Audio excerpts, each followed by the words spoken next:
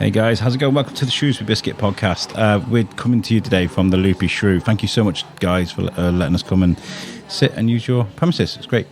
Today I'm sat with a guy who's doing something utterly amazing, and I've been out and seen this thing and witnessed it, and it's truly something that's so organically simple. And I mean, we had a conversation while I was there, and anyway, this is Dan Reid from Men Walking and Talking. How are you, man? You good? Yeah, good, mate. Yeah, thanks for having me on. Thank you. Yeah, I'm sorry that we're doing this in a very public. I was just talking about the current image that podcasting's getting at the moment from the movies and stuff. How it's made out to be some really geeky, nerdy thing, and we're sat here, headphones on, microphones on the table, like, hey, we're doing a podcast. But this is really important because I feel like to get your message out, from what you're trying to achieve, is the goal here. Absolutely. And I don't care if we look a bit nerdy while we do it. No, nor do I.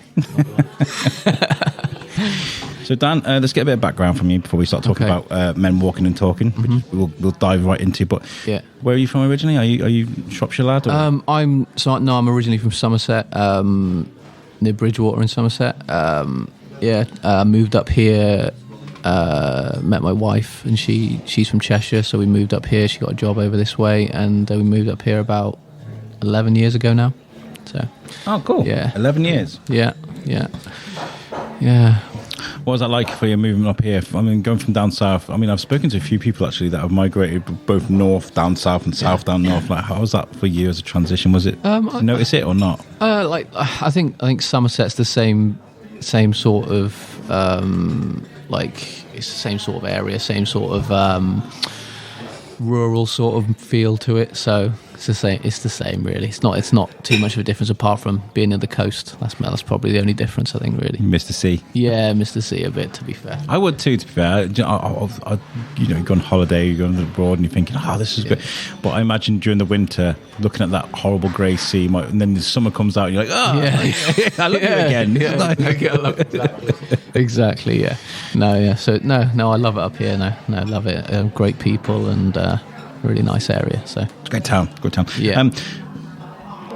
What do you do for a living then? Is this something that you've done for a while? So yeah, as a job, I work in children's homes. So I work with kids from like traumatic backgrounds, and they're in care, and it's just providing care for them really. So I've done that for a few years now. We got similar roles, except I get the older kids, you have the younger kids. Yeah. And to be fair, like my role, I sit with the kids during the night when they're a bit more relaxed and stuff. I always say the heroes in where I work, and a shout out to you guys. I'm not going to say the name of the place, but like the guys that are there during the day when all the drama's kicking off, and they've got to get these kids through. They're the heroes. They're the real heroes. I'm just there chilling with them during the night. If it kicks off, it kicks off. It's one of those things. Exactly. Very rarely it does. Working with young people and guiding them through the early stages of their life is a huge responsibility. I mean, how long have you been doing this job for? So I probably, all in all, in and out, probably 7-8 years, different roles. Yeah, it's a lot of experience. About the same time as me, actually. Yeah. Me and Dan are slowly falling in love here for our podcast. It's amazing. It's an amazing experience, isn't it? It's daunting for you. It's a lot, and you have to kind of look after yourself at the same time, because it does. Very careful. It takes a big hit on yourself sometimes. I got shouted at in work once because I'm sat here with my brand new P8 Zoom P8, which it's so amazing. I get really attached to my things that I own, right? Yeah. And I had this old Lenovo laptop, and I used to call it Lenny. Why not? What I used to do is I used to put movies on for the kids and work. I'd be like, don't touch Lenny laptop. Because it was a throwaway comment, and it was just like, because I have strange attachment issues as a throwaway comment. I nearly got a warning for that, because it's one of those things that you just can't say to young people. And I was just like, you completely just. And I've had conversations with people that work with kids about entertainment and stuff like that, and there's certain things you can't come in and go, "What? Hello, mum and dad." And you got to bring everyone in. You can't be just saying mum and dad. Yeah. You got to be so careful. Silly, innocent little things like that can really just get you in trouble. But I mean, the most important thing though is guiding these young people through some of the most traumatic stages of their life. Into adulthood. Yeah, which is massively difficult sometimes. It really is. Is there something that you've seen in work that's alarmed you, and then thought, oh my God, something more needs to be done here? Yeah, I think sometimes the process in terms of how, like, so in a kid's home, they become quite institutionalized. You know what I mean? So yeah, like the phrases we use and things like that. So like acronyms for meetings and stuff like that. Should a kid's childhood revolve around that sort of thing? Do you know what I mean? I just don't know whether it should. It should be. We should try to make it as real and authentic and as possible. I know there's limits to that. It's hard, isn't it? Yeah, especially when it becomes to going back to the word again, attachment issues. You know. Yeah. It's really difficult. I mean, when you speak to someone who's got to be very careful how I talk about things. When you speak to a young person who's got nobody, it's really hard to work around that, because you want to give them more than you're allowed to. In a seedy way. I want to give you a hug and you can't. You know, and it's difficult. So what you got to do is you got to try and find a way to sort of nurture that sort of in a positive way by giving them good bits of advice, or when we're told not to give advice, really. And this is the difficulty, isn't it? Because your advice might be wrong, you know? Yeah. And you're constantly in restrictions all the time, on you all the time, which is the hard bit, I think. But one of the things I've seen recently coming out on social media, and social media and lots of talk amongst friends and stuff is with mental health. There's always been, me and you probably growing up, same sort of similar sort of age. Yeah, it was always like a bit of a taboo, bit of a like, oh, you can't, for guys to talk about their feelings and their emotions, and a lot of guys, especially when in like the trades, traditionally in the trades, or if you're an ex-squaddy or something like that, to bottle it all up. No, I'm not going to talk about my emotions and stuff, and that starts from a very young age. Yeah, it does, and you know, where it comes from, whether it's passed down generationally, or it's from, it's usually from the people you hang around with, you know. Beach Boys, big girls don't cry. Yeah, exactly. That's the girls, I know. But big boys don't cry. Yeah, exactly, mate. Yeah, and it's like society. I think over years and years and years, there's been little things that fed in to make men think, oh, I can't say that. I can't do this. I can't be emotional. I can't open up. I can't, you know. Yeah, and I think, yeah. And there was a lot of sayings when I was in school that if you showed any sort of emotion, even if you were with your girlfriend at the time in school, and it was the G word, I'm not going to say it on. Yeah, exactly. Oh, that's well, that is. That's well. Yeah. It's like, grow up, and there's a stage when you grow up and you kind of like, what? How old are you? Exactly. How is that? Exactly. And that's the kind of thing I grew up in the 90s. So it was very much installed into me that to be emotional and to be sensitive and to be open about things was that G word, you know? Yeah. And if you lived in the 90s, you know what I'm talking about. I'm not saying on the Shrewsbury Biscuit, I'm not going down there, right? Yeah. But yeah, it's a difficult thing. So what have you found along your travels that made you want to start Men Walking and Talking? What was like the trigger for you?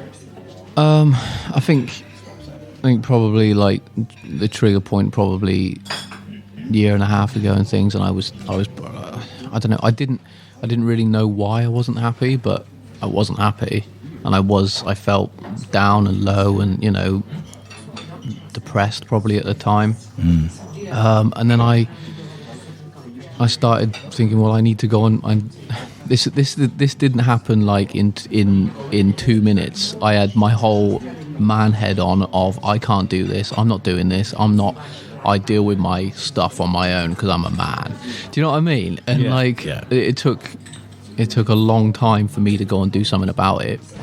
And then I went and I talked to a therapist, and then I kind of, the more I did on myself, the more I worked on myself and things, I realised that there wasn't these sort of spaces for men to just talk about what they want to talk about. It doesn't have to be let's all go out and talk about our feelings for an hour.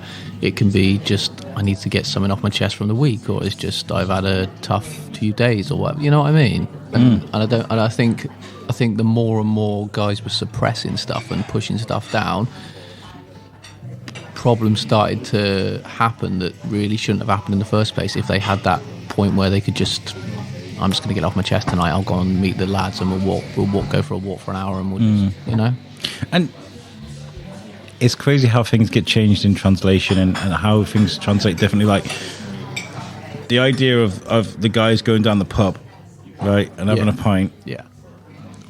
Is therapy, guys. What you're doing there is group therapy. You're going with your mates. You maybe, I don't know, having a whinge about the wife, about the football, whatever. You're getting things off your chest. You're not sitting there and you're not balling it all up in your chest. And, that is therapy. So sitting around with your mates and talking is just, you don't understand, you don't realise it, but you are helping yourself. Yeah, absolutely. Just don't drink so much alcohol while you do it, Well, and that's kind of the point. That was kind of the point where I thought, well, sometimes guys do get stuck in, right, the only time I see my mates are when I'm watching the football, getting drunk, or I'm at a sporting event, or you're with your family. Yeah. So I just wanted to create something that was more of a... We just stress-free. Yeah, stress-free. Bring what you want to bring. No pressure, no judgment. I think it's really good. And there has been, by the way, you can drink your drink, by the way. I'm very good at ad-libbing. He's like poking around. I am, yeah. I'm so experienced at this. I had this issue with Mike Perkins when we came here last time. He was kind of like just kept reaching for his mug. I was like, I'm the ad-lib king. Don't worry about it. You can take a sip of your drink. There's been a bit of a movement of... I've noticed locally, especially with Talk to Tom. I've had Tom on the show before. He's taken a break to advance in his qualifications as a mental health practitioner. And yeah, it's amazing. I think that's fantastic. And what that did is it gave people a license to, people didn't have to make an appointment. They just turned up. People were like, I'm at a cafe. I'm here until 2 o'clock. Come and sit and talk to me. Yeah. If it's free, you sit down and you just talk. Yeah. And it just exploded. And I think that was a turning point. I realised there's something happening here. Yeah. Have you met Tom? Yeah, he came on one of our walks. He did, yes, I saw the pictures. Yeah, so he came probably August time, I think it was. Yeah, no, it was great to talk to him, and and that's the thing, and that's it's about permission, I think, and he gives permission for people to go and talk about what they want to talk about. And that's what we're trying to snowball, because not everybody's an open book, are they? You can't just go up to everybody and go like, do you know what's really terrible about my life? Some people can't deal with that. no, exactly. And I don't know, maybe I had some sort of epiphany or something, but I didn't used to be like this. I wouldn't, a year and a half ago, 2 years ago, I would not be sitting here right now doing this. I mean, neither. I'm just this is the second time I've done this at Shrewsbury Shrew. No, really? Yeah, no way. And that's from just realising that maybe you can make a difference, and maybe you can change things. You know what I mean? Anybody can. Yeah, exactly. Anybody can. I was chatting about this on the radio last night, and one of the resident DJs came up on it. We have an open Discord, which is like a social media thing where people can chat to me during the show. And one of the DJs come in, he's like, "Oh, I love your show," and all stuff. And I was like, "No, you are special." And he's like, "No, you're special. No, you're special." And I broke it down. I was like, every single person, whether they're listening, whether the DJs, whether it's you, whether it's me, whether it's these guys sat around us, everyone has the ability to change someone's life for the positive in the smallest little ways, whether it's holding the door open for someone, a smile as you're walking past, a podcast, something where people can walk and talk, whether you serve food, whether you're a musician, everyone has the ability to make someone's day a little bit better every single day. Exactly. And it doesn't take a huge amount if you put those that positivity out there. I really believe it comes back to you anyway. Do you know what I mean? It does, and unfortunately, there are a select group of people that just enjoy being horrible to people. I've seen it again and again and again and again. Yeah. And I think they're usually the people that need the most support. Yeah. Do you know what I mean? And that is really refreshing to hear. Yeah. It's really refreshing to hear someone say, actually, we need to reach out to them, rather than going, do you know what? Put them guys over there. We're just going to get on with our own thing. Yeah, and I think I get a few. I try on the Facebook group and things. I'll get messages from people and things. I saw these. Yeah, and you get a lot of people that are like, really struggling and like, oh, why are you doing this? Why are you doing that? Why is this like that? Why is this like that? And probably not the best forum to have a chat about it in front of God knows how many people. Do you know what I mean? So I tend to just chat to them privately. But like I said, they're usually the ones that need the. So if someone come up on a comment thread and was like, "F you, what are you doing this for?" You'd message them and it'd be like, well, are you okay? Are you okay? Yeah. Like, mate, I'm not saying it doesn't affect me. I'm no saint. Do you know what I mean? And I find it really hard when you think you're trying to do something positive and some, but it's probably, I don't know, it's obviously triggered something in them. It was. I mean, dealing with negative comments is not something easy to do. I mean, I'm getting better at it now. The biggest shock for me was the BLM movement stuff. There was a BLM rally up in the quarry. Yeah. When all the riots were happening and stuff, and I went and I recorded it, and the girl that organised it was just. Oh, she was breath of fresh air. She was amazing, and I was just shouting from the rooftops about this amazing thing I'd seen and all these passionate people. And I thought I was doing this amazing thing, sharing this thing on Facebook, and the hate that I got, like on my own page as well, was that was a big shock. I had to learn a lot. Sometimes you don't just go into the comment thread and stuff. It's not the best. No, exactly, and like into like Black Lives Matter is a whole nother That's probably about 12 different podcasts. You know what I mean? But I think we've all got I think there's a trap you can fall into, that when someone is going through something, we can automatically go back to think, well, what about me, or what about these people, or what about those people? But we're not focusing on the issue at hand. You know what I mean? And that's probably where the thing that people get drawn into with like Black Lives Matter and things like that. Well, it's a massive issue, and that's what we're focused on at the moment. But obviously there are other issues. But it's difficult to look at the bigger picture sometimes when you've been attacked like that, isn't it? It is hard, and like I don't know, and that's why you keep working on yourself, and you try to think, well, that's not on me, that's on them. And that's a really good way of looking at it. And I think we can all learn something from that when it comes to social media. And I definitely don't do that all the time. It's not every day.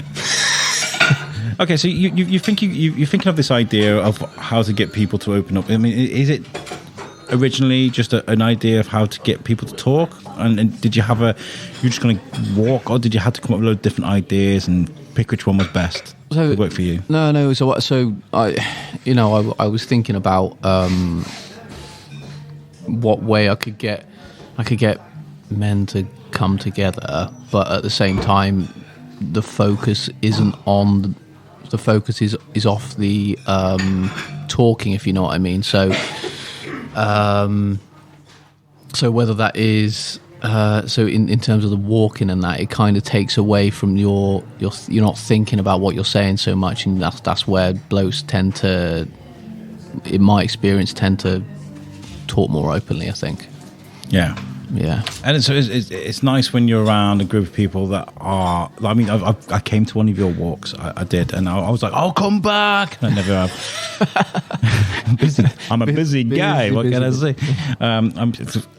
I finish my night shift on a Wednesday morning, and then I go to bed, and then sometimes I've got like a couple of hours to fit something in, and usually people are like, "Yo, do you want to do this thing?" But I loved it. Yeah. Honestly, it was just so good. We met at you meet at the Blue Gates now, but we met at the benches by the quarry, by the dingle. Yeah. And we just went for this really nice walk around town, and like you said, there's no like obligation to talk about anything deep or anything. I was just chatting to people about all sorts. I mean, in fact, we went up Traitors Gate, through Traitors Gate, and I stopped and took a couple of pictures, and then one guy stopped and was like, "Oh yeah, it's really nice at night, isn't it?" Yeah, exactly, mate. It's just connection, isn't it? It's just connection. And you get your steps in as well. Yeah, mate, absolutely. I bet you get your steps in. I get a fair amount of steps in.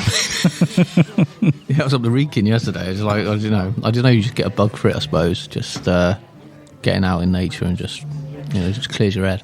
What was it like the first time you set one up then? Was it like, did you set it up and there was like a boom, there was people there, or was it like 2-3 people? Yeah. No, like first one, mate, was in like Shawbirch in Telford, near where I live, and literally me and Simon, who runs a Telford group now. That was it.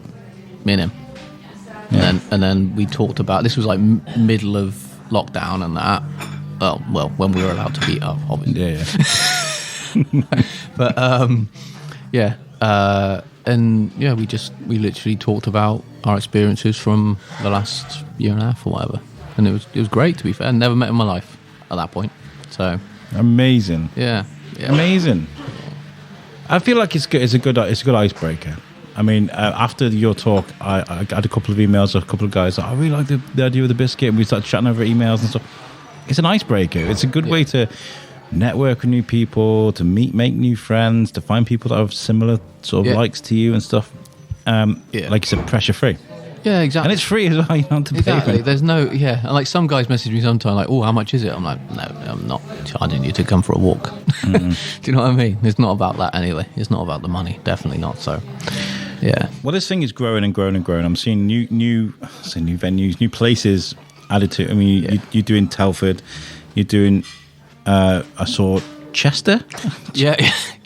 The Chester started last week.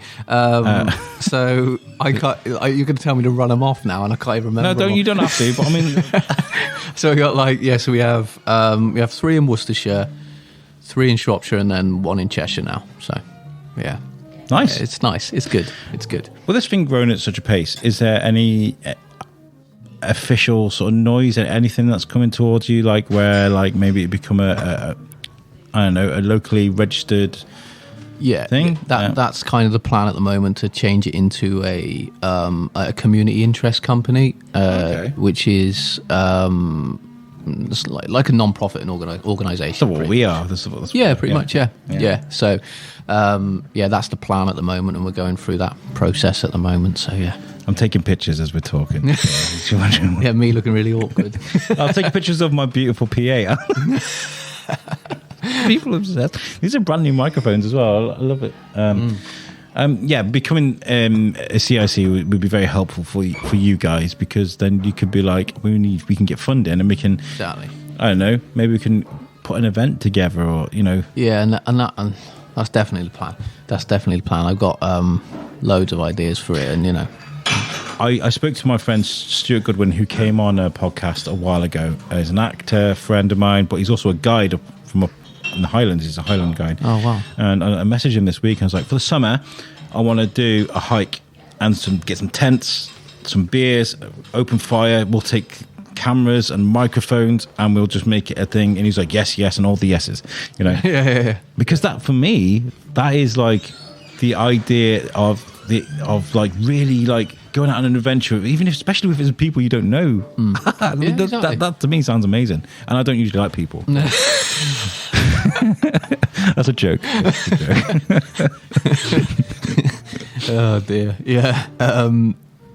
So ironically, like a few of the guys that run the other groups and stuff, I was talking about it with them, like maybe setting something up along the lines of what you've just said, pretty much having some sort of thing in the summer where we have a load of tents, and a couple of guys I know are like mental health coaches and things like that, so they've said they might come along and do a couple of talks and things like that, and just obviously we won't have alcohol there, but you don't need it.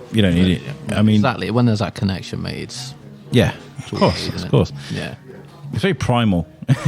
It's very primal, It is being part of the clan, being part of exactly, mate. And I think that's what that's the point. I think that's what. Well, I can only speak for men, but like, I think men sometimes lack belonging to certain things, and then they go and try and find belonging in things that aren't necessarily best for them or healthy for them.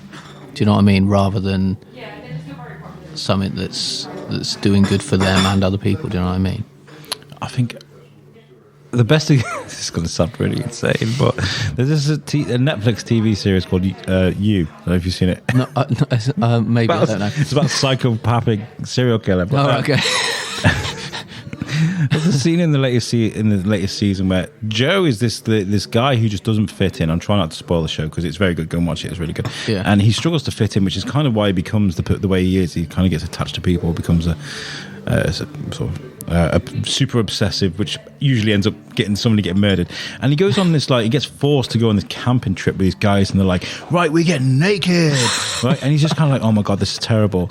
It's terrible. And then he has this outburst of anger, and he thinks, oh my God, the guys are going to hate me. They're going to realize I'm the monster that I am, blah, blah, blah.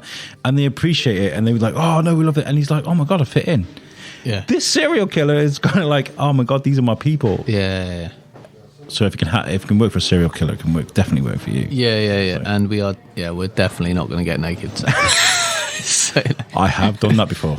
I have. I'm not. If I come to anything that you do, I'll keep my clothes on. I promise. That's good. Has this helped broaden your horizons and make new friends, learn new skills and stuff, just organically?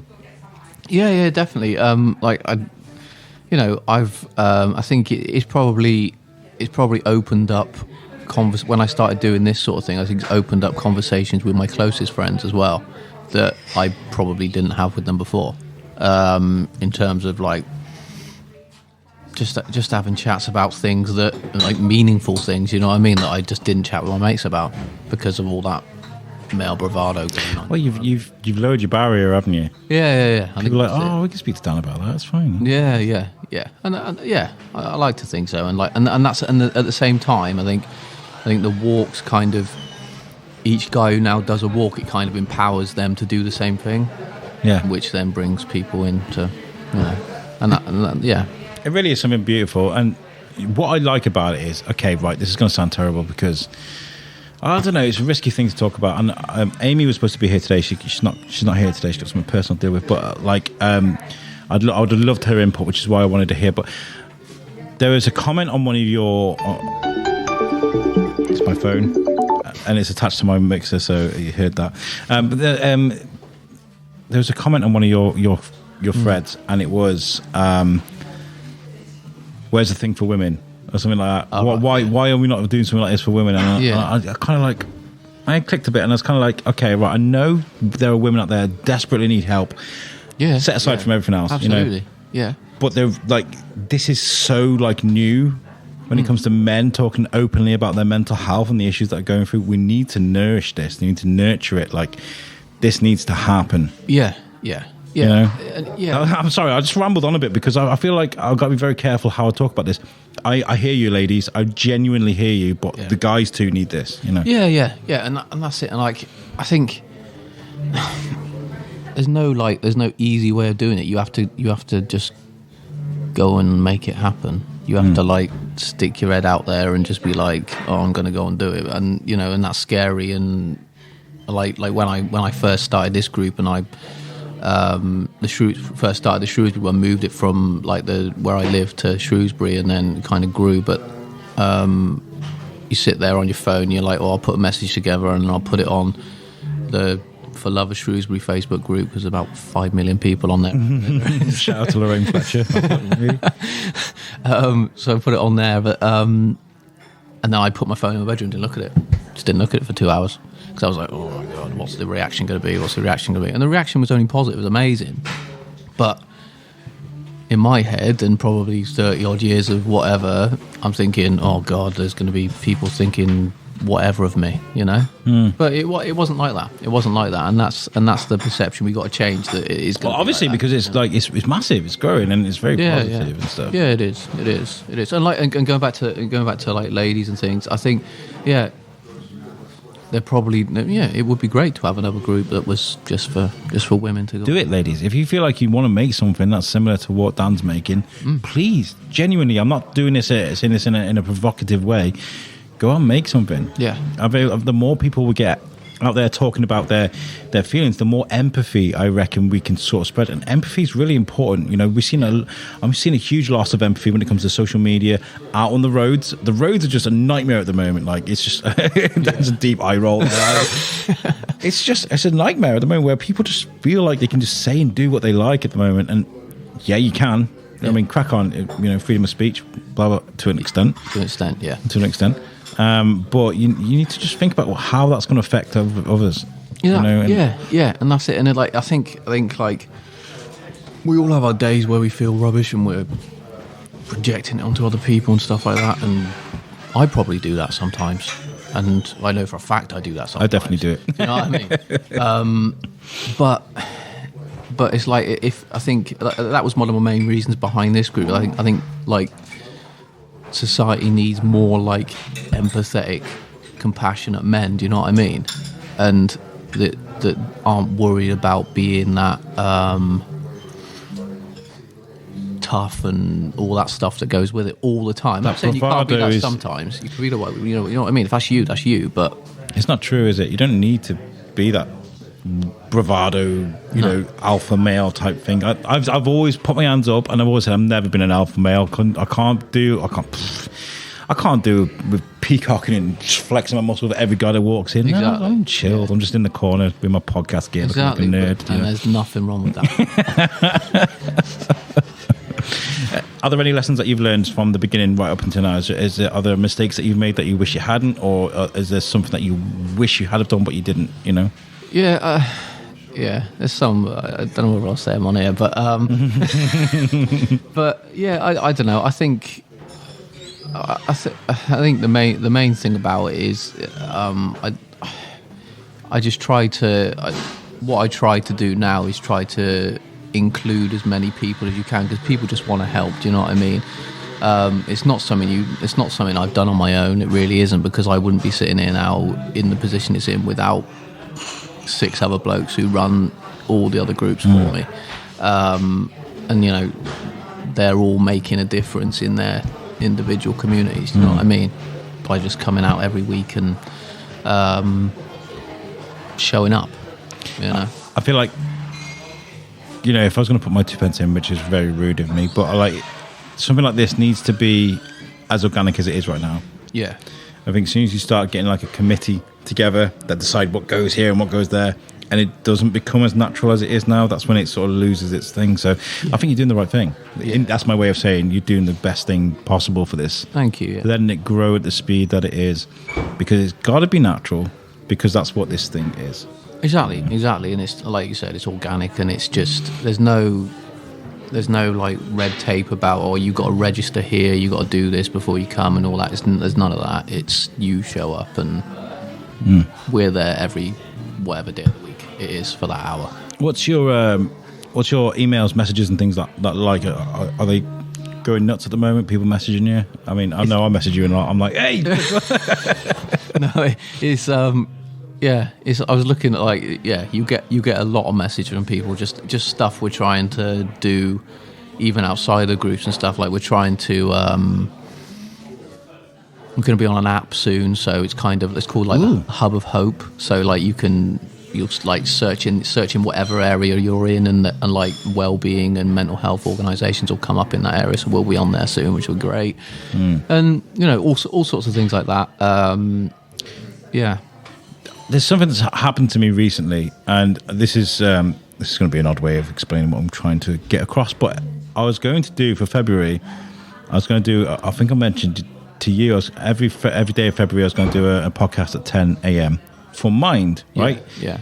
It was an amazing idea, and then I looked at everything I was meant to be doing for February, and I was kind of like, yeah, this can't happen.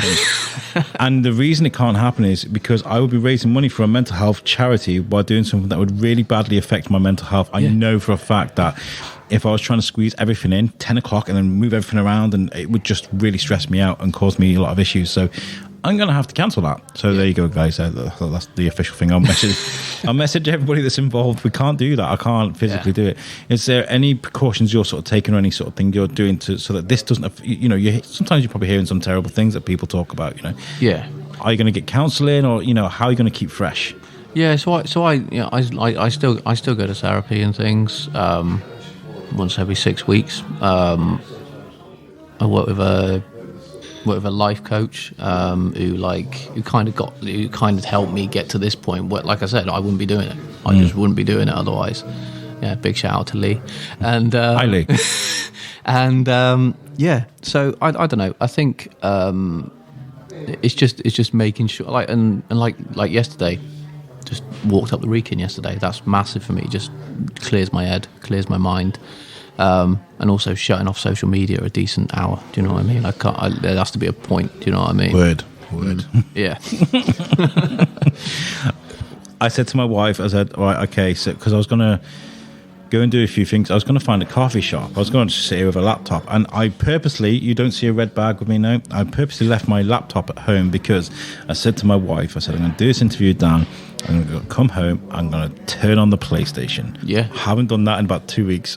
Yeah. And I can't wait just to switch off for a bit, you know? Exactly. And my World War II documentaries as well. I'm really enjoying it. Nice. Just disappearing. Yeah. I'm watching this thing at the moment called the Secret Buried Treasures of World War II or something, you know, buried. And I was just like, am I old now? Is that it? I'm just mate, you're not old. You're not old. You got to take time out for you. Yeah. You got to. Yeah, and that's important. It really is important. So, I saw somebody saying something about, women. Again, it feels like I'm attacking women, and I'm really, really not. But like, sometimes like the Xbox or the PlayStation or something is an escape from some stresses and things that a lot of people, women too, have in their life. So sometimes it's good to use that. Yeah. Or it's good to go for a walk up the Wrekin. Or yeah. And I think like, everyone's got their vices, haven't they? Do you know what I mean? Everyone has their vices. I've heard that many times. Yeah. And I suppose you just got to pick your vice. Make sure it's something that isn't hurting anybody. That's it. Yeah. Exactly, mate. And that's all you can do, I think, really. So, like, this has created quite a bit of publicity. I mean, you're on the Shrewsbury, the very famous Shrewsbury Biscuit. Exactly. What else have you been up to with this then? Where's it taken you? So we had, like I said to you earlier, we had Radio Shropshire interview yesterday, which was nice. Shout out to the BBC. Got to me first. We have the saying on the biscuit before BBC. Oh, right. You win this round, BBC. So that was good. And few articles. There's going to be an article in the Oswestry magazine, I think. Respect to Katie Rink from my Shrewsbury. We've been in my Shrewsbury as well. Yeah, that was. I'm gonna pick up my copy, this month's copy, today on the way home. Yeah. We were in my Shrewsbury a couple of months ago, a few Shropshire Star articles and things like that. So no, it's really good. We need to see more Dan in the press, only because like the reason why he's on my podcast today. And the reason why he's on the radio, and the reason why, because we need to spread the word out there. I mean, what are you doing to sort of spread the word? Have you got like flyers? By the way, the artwork and stuff you guys have put together is just thanks, mate.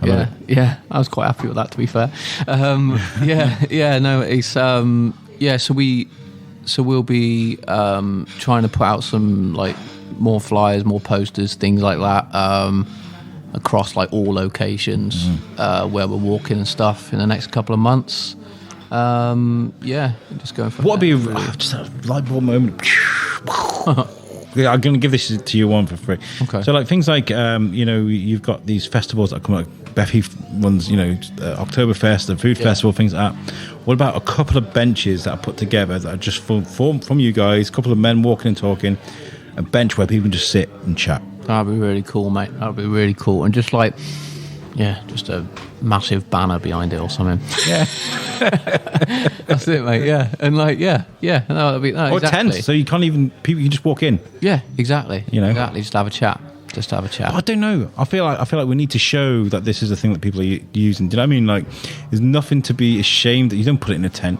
You put it out in the open because there's nothing to be ashamed about. Sitting and chatting to people. And that I think that shows, mate. In like Shrewsbury Walk, 25 blokes walking around the middle of Shrewsbury. Do you know what I mean? And we don't get stopped by the police. You know what I mean? So the walk we did, there was about 18 to 20 of us when we did my walk. Yeah. And I was thinking, we walked up by the parade, and I was like, we walk down the corner to little old Mary now, she's going to have a heart attack. 18 guys just walking towards. I know, exactly. In the pitch black, but it's it's talking about how nice Traitors Gate looks in the night light. Yeah. Oh dear, yeah. It seems to work though, mate. It seems to work. It really does. And it's is there any more ideas of places to? I mean, I know you've just got the new one in Chester. Are you bringing it to anywhere new soon? So, the Kidderminster one's only just started up as well. So I kind of like to focus on a couple and kind of grow them a little bit. We'll move forward anyway. But we'll see where it goes. What I want you to do, guys, if you're listening to this right now, you can listen to this podcast while you're doing what I'm asking you to do, right? go onto Facebook right now. Okay, give you a couple of seconds. Right, now you're on Facebook. Type in Men Walking and Talking and find the blue logo. Okay, you've done that now. Now just share it. Just share the page. Because you may have friends in Chester, in Kidderminster, in Telford, or even further afield where you might want to start something like Dan is doing under the Men Walking and Talking banner. So please share that, because I think it's really important that you do. Let's get the reach out there, and we can help more people just getting stuff off their chest. Yeah, and that's it. That's what it's all about, and that's as simple as it is. Have you done it? Thank you. Well done. That's so weird. We're going to check. If people want to do sort of like reach out to you personally, what's the best way to do that? Yes, you can. So you can message us through the Facebook group or on Instagram as well. Men Walking and Talking _ and email is menwalkingandtalking@outlook.com. Cool. I mean, if there's anything you want to come on talk on the biscuit, I'd love to, mate. I'd love to. We'll definitely do something more. That'd be amazing. That'd be great. Just as well, I need to tell you guys about what we're doing over at the Darwin Festival in February. I'm trying not to burp on them. We are going to be covering the Darwin Festival, but I'm going to be putting together it's an academic festival, so it runs for a whole week, and I'm going to try and create a vlog of a day by day at the Darwin Festival. So we're going to take some cameras, we're going to be like, we're here, and then we're there, day 1, day 2. I'm going to be recording lectures. I've already spoke to the library. They're going to let me have sort of hands-on access, all access to some of the lectures and stuff. So we're going to be speaking to some amazing people, so you got that to look forward to. Please go to the original Shrewsbury website and take a look at the Darwin Festival. There is so much to get involved with that it's just brilliant. So please do that, and then look out for our content that will be available very soon. Dan, I love chatting to you, mate. Yeah, you too, mate. I really did. Really enjoyed it. And once because now Thorskin is back. You guys know about Thorskin if you listen to the show. It's a live podcast I do, a little bit R-rated, but it's a bit like it is kind of similar. The way I built Thorskin was as a podcast designed. It's Thorskin, by the way. Don't get your head up, right? It's designed so that if you're not chilling with anybody that night, you can come chill with us, and you can get in the comments, and we'll have fun with you. It's great. So now that's every Wednesday at 8 o'clock. It's going to be difficult to join a walk with you guys. Yeah, that's all right. I'd love to help you in any way I can. Yeah, seriously. thank you. Yes. Appreciate it. Finally, make sure you check out our website, guys, which is the Shrewsbury Biscuit podcast.co.uk. Our content is available on there, so you can just press play off the website. It'll play on the website. You can learn a bit about us, and that's made for us by our friends at Web Orchard. So if you're looking for a website, Dan, if you're looking for a website, make sure you check out Web Orchard. Definitely, mate. That's the next step. Right, well, we'll get out of here. Yeah. Dan, thank you so much for chatting to me. Thank you, mate. I appreciate it. And the best of luck with everything, seriously. Thank you. Thank you. Right, we'll catch you guys next time. And I'm going to do the intro, the outro. No, here we go. I've got to stop explaining what I'm doing with this mixer while I'm doing it. It's because I'll catch you guys next time. Peace out.